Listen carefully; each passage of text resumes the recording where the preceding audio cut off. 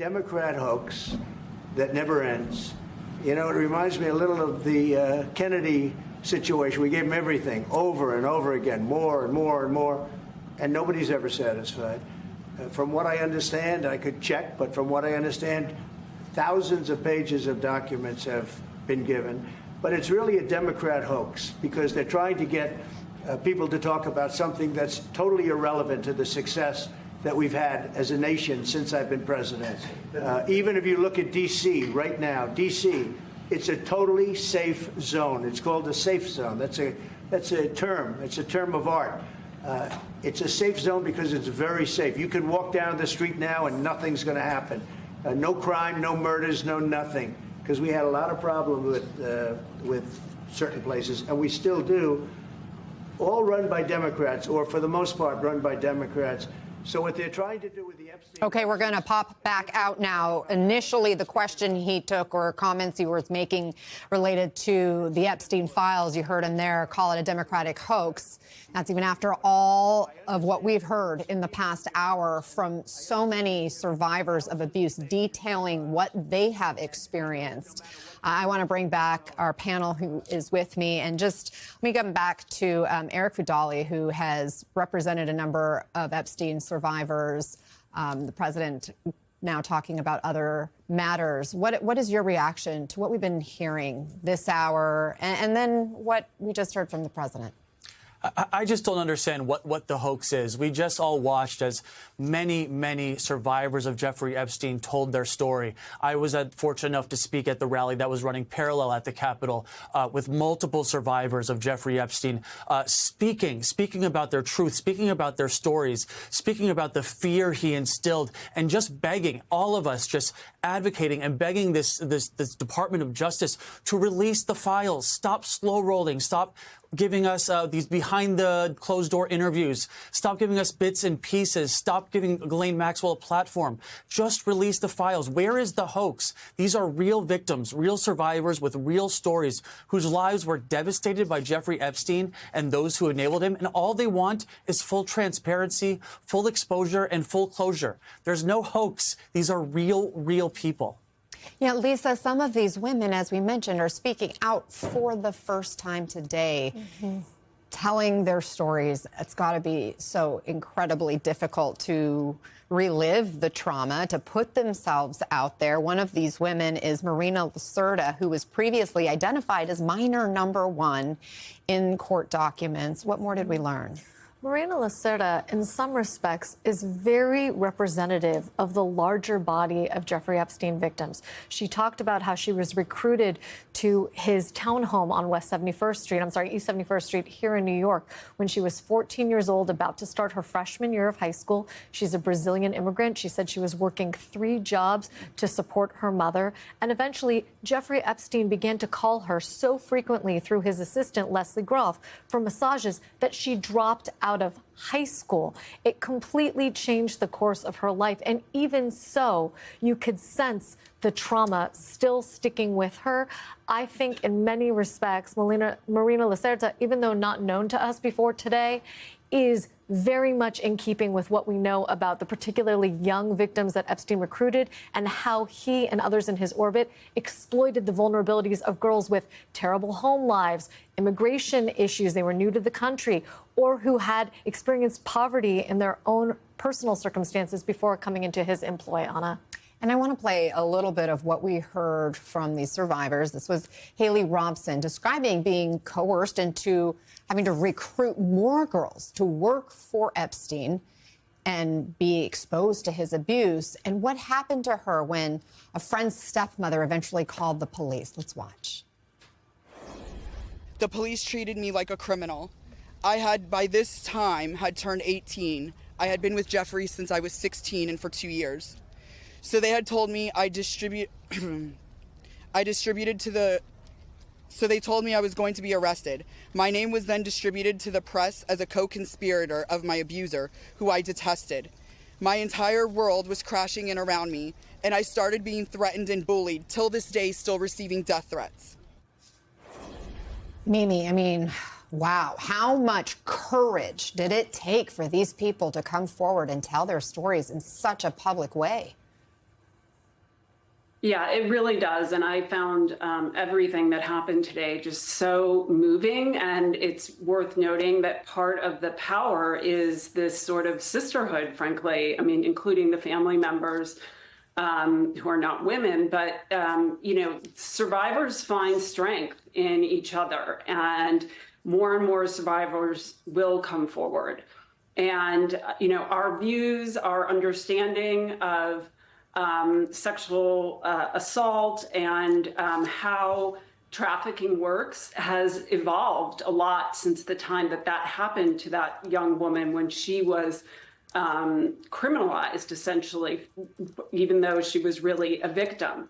And the Southern District of New York, my old office, in 2019, successfully charged and brought to justice Ghislaine Maxwell for being a trafficker, for being a child predator. And the last thing I would note is that what is so striking is that part of the answer to the why now from these survivors is you, government, you, DOJ, not political, but you, the Department of Justice, are trying to undo that one sliver of justice that we got. Maxwell was held accountable. Epstein, was charged and would have gone to trial. And now you, the DOJ, are giving her a platform, Maxwell, to lie. And that is what really seems to have spurred them forward. So the Department of Justice needs to get back to what it's supposed to do, which is represent victims and listen to survivors. And Eric, one of the other things that stood out from Haley Robson, the woman we just played in that clip, was that the lack of transparency, the lack of having all of the information out there has led to rumors, has led to these conspiracies, and in effect has caused even more pain for these survivors, even more traumatization for these survivors. It's one of the reasons they say, put it all out there. Let's get the truth out there.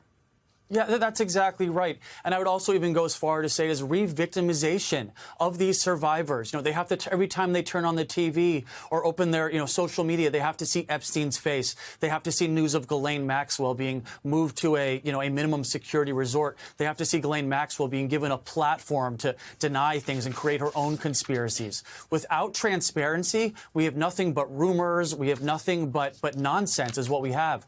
All the victims want. They don't care what side of the aisle is benefiting from this. They don't care who was on the plane more. All they want is transparency. They don't want a lot. They just want transparency and be able to have the closure that they deserve, the justice that they've been seeking for decades and decades, where law enforcement has wronged them every step of the way. That's all they want. It doesn't seem as too much to ask.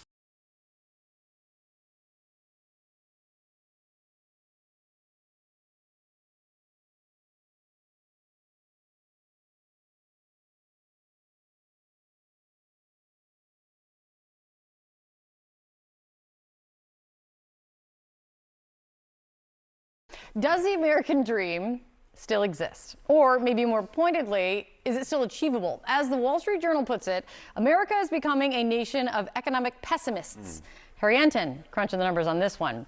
I would ask you for some uplifting news, but it sounds like there's none to be found. No, I would say, America, we have a problem. And it's not just the Wall Street Journal poll that came out. I was looking at an ABC News poll that came out last year as well. If you work hard, you'll get ahead. That is the American dream. Never not true now. In 2010 to 2011, 15 years ago, it was 51% who said it wasn't true. Now look at this number.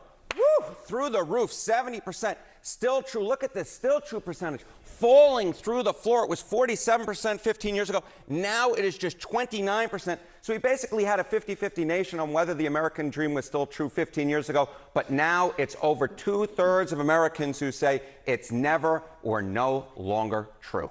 Oh, how does this break down? Like, what group is seeing the most pessimism or the most loss in faith of the American dream? Okay, so why has this percentage dropped from 47 to 29%? It's being driven by younger Americans. Look at this. The American dream still holds true. In 2010, age 18 to 29, it was 56%. Look at where that number has absolutely tumbled to. It has dropped. What is that? That's 35 points to just 21%. We've seen some drop with senior citizens, those 65 or older, but that's just been a drop of 53 to 41%. What is essentially going on here is The American youth have lost faith pretty much completely in the idea of an American dream. And that, of course, goes back to the idea of why there's poll after poll after poll that shows that younger people, more so than any other part of our nation at this point, have seen deepening pessimism in their personal lives as well. Is it just economics, or is there something more? Okay, so this, look, if you work hard, you'll get ahead. That's the American dream, the idea of it being tied to the economy. Yeah. But I think it goes deeper than that. As I was mentioning, I think it goes into their personal lives.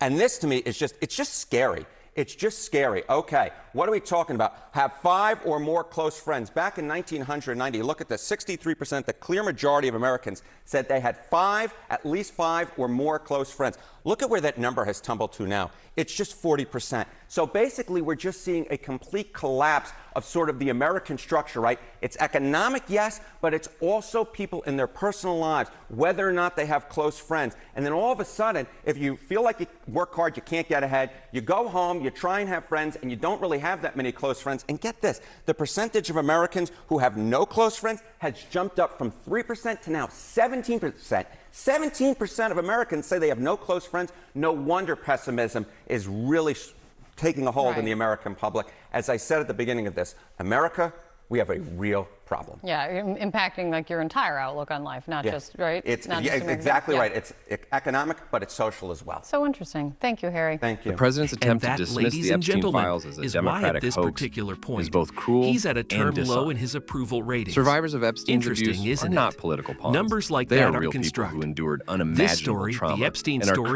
courageously not going demanding away. truth and transparency. In fact, it's just heating to reduce up. their pain and to a Trump's partisan talking increasingly point frantic is an attempts insult to to every silence survivor it who are has only spoken out adding despite fuel to threats, the fire. fear, and years Let's of being rewind for a silenced. moment. American voters. Democrats are standing He's firmly underwater with on these virtually survivors, every major calling issue for the of the full day. release of the files. Let's break it not down. more secrecy, Immigration, half-truths, his or supposed strong closed-door suit. deals.